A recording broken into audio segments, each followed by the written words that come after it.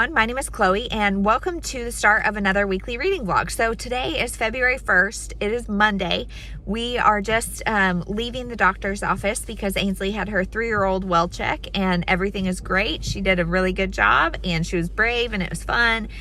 And so now we are gonna go drop some stuff off at my family's office and then we're gonna go home and eat lunch and that's gonna be the day. So it is another like cloudy, gloomy, gray, yucky day, but today starts all of the readathons, Historathon and Black Author Readathon, and I have not started anything and I'm like not even sure what to pick. I have so many great choices that it's like overwhelming. And I also got 5 NetGalley approvals today. So that is like, I really didn't need that this month. So they might sit there for a minute, but that is everything. I will update later and let you know what I pick up. Hey everyone, it is Tuesday and it's like 10:45 and you guys, I am kid free at the moment.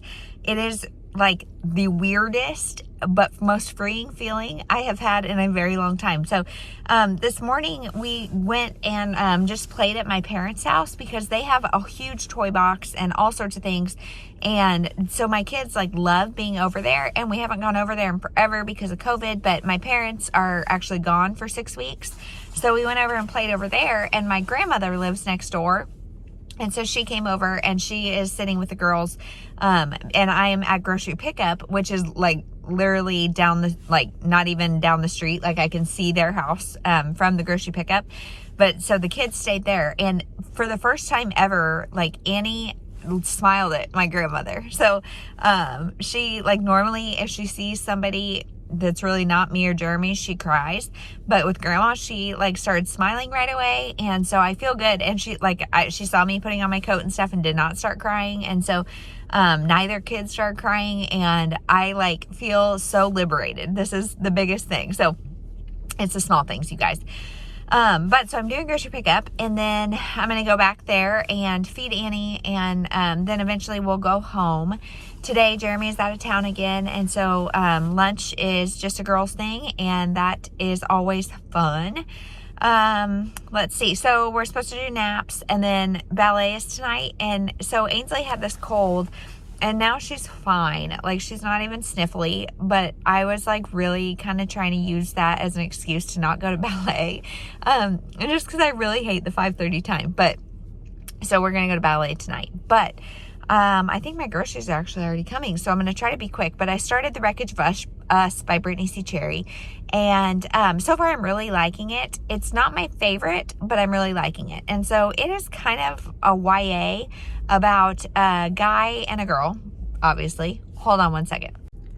Okay, so the groceries are in the back, but anyway, this is about a guy and a girl. The guy, so they meet because our main character, our female, she goes to this ranch and she wants to be a ranch hand. And the guy, like the owner of it, he's like this big gruff guy, and he's like, are you sure you don't want to like work in the cafe or whatever? And she's like, no, I want to be a ranch hand. I want to do this. So the guy that's training her is his grandson named Ian, I think. And Ian is in a band and called the Wreckage. And so he, like, it's an enemies to lover. It's a rock star romance. It is definitely like YA. I mean, I think, I can't remember how old they are, but I feel like 16. So that's the part I'm not loving. It's also a little steamier than some of her others, and maybe it's just been a while since I've read them and I don't remember this much steam, but this one is very steamy, and I really don't like steamy YAs. Like steamy adults I can tolerate. And I can tolerate anything, but like steamy YAs, just especially as a mom now, make me feel like kind of peevy when they're that young and that steamy. So like I said, it's an enemies to lovers, and our main female, I can't even remember her name, but she's got like a really, really rough story. Her mom is married to this really abusive drug dealer, and she's pregnant, and there's a lot going on, and then she kicks her out, and so that's hard. And her and Ian then end up living together because she has nowhere to go. So it's a very mature relationship. for 16, but it's still a 16-year-old relationship and very steamy. So I'm liking it, not loving it. It's got the Brittainy C. Cherry style that I just love so much, and she is like kind of becoming his muse, and she's helping him write. So the music is definitely a big part of this. So this will count for both Rockstar Romance and Enemies to Lovers if I need it to, but I have it slotted for Rockstar. So my groceries are in the back now. I'm gonna go get the kids and then go home.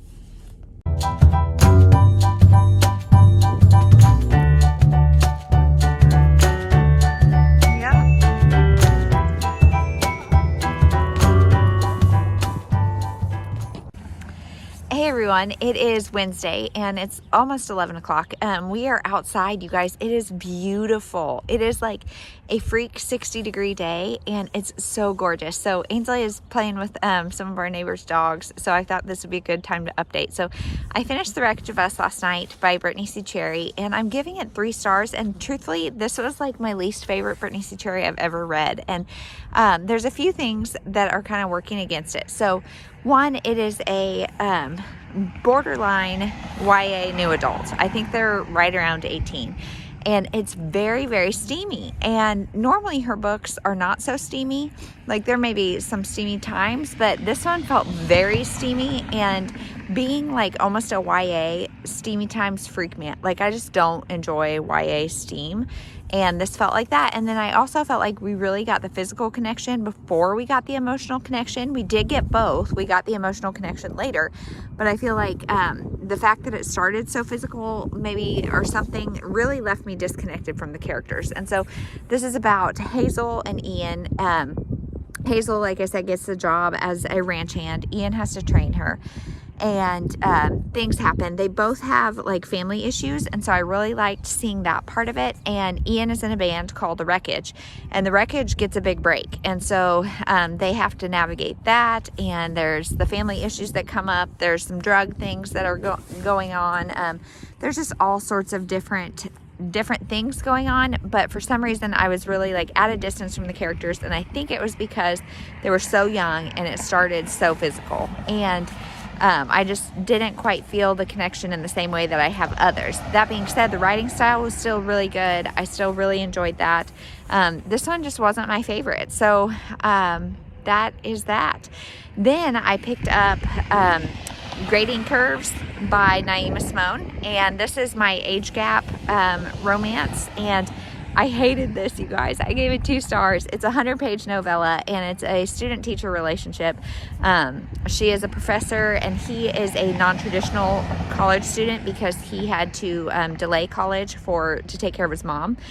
And so he's like 24 or something, and so it's not a huge age gap, I don't think, but she goes to get a tattoo. He's the tattoo artist, and things like it felt like an erotica with like sort of a backstory. I mean, it was too much for me. Way too much for me, you guys. I read it in the middle of the night and I was like blushing and embarrassed and like weirded out. Not weirded out like what they were doing was wrong, but weirded out like, why am I reading this? I don't know. So this, I gave it 2 stars. I didn't like it. I need there to be more of a story, and there just wasn't. And so I like stopped for a minute and was like, okay, am I going to read another novella? Because I'm a hard sell on novellas anyway, especially like novella romances, because establishing that connection and then doing that, you know, and especially if there is any steam, it's like that jumps in really quick, and I don't like that. And so I was like rethinking my whole bingo board, because I'm like, maybe I need to replace some of these novellas with full-length novels, so I'm not just like reading stuff that I don't like. And so I picked up Office Party by Whitney G, and this is a novella. I thought, you know, I'm going to give one more shot and see. And I am loving it. I'm loving it. I'm more than halfway through, and this one is a kind of hate to love sort, not really, because she just doesn't like him. He is her boss, and he has this policy that like instead of getting bonuses at the end of the year, you take a required vacation as a company. And like you really have to suspend your disbelief, because this one's like 3 weeks and it's not optional, and it's like right around Christmas and stuff. So this is kind of a Christmas book, but that's not bothering me. And so they also do like a whole office Secret Santa, and she gets him. And so she is like, whatever, I don't care at all. And so she just gives him like whatever her sister gave her. Her sister always gives her sweaters, so she just literally changes the tag. And this year her sister gave her something a little raunchier. So it's really funny. And like at this point, I think I'm like 60% of the way through. And there's been no steam yet. And so I feel like it's like, I'm assuming there's going to be, but like this is establishing the connection. The banter has been great. I am loving this novella. So that's everything as far as reading. This morning, Ainsley has been watering her strawberry plant every day. If you guys have been watching the vlogs for a long time, we got a strawberry plant a couple weeks ago. So she gives it a couple squirts every day. And today we knocked it off the window. So our strawberry plant is no more. Other than that, we did some stuff, and now we are outside, and I have no desire to go inside. Annie is asleep in the stroller, and so we're just going to stay outside as long as humanly possible, because 60 degrees in January, or it's February, what am I saying? 50 degrees, 60 degrees in February is unheard of. So we are going to keep walking, and I will check in later and let you know what I think of Office Party. And I think I'm going to stick with the novellas now, because like I'm really, really enjoying this. So maybe it's not, I hate all novellas. Maybe it was just that one. So we'll see. We will check in later.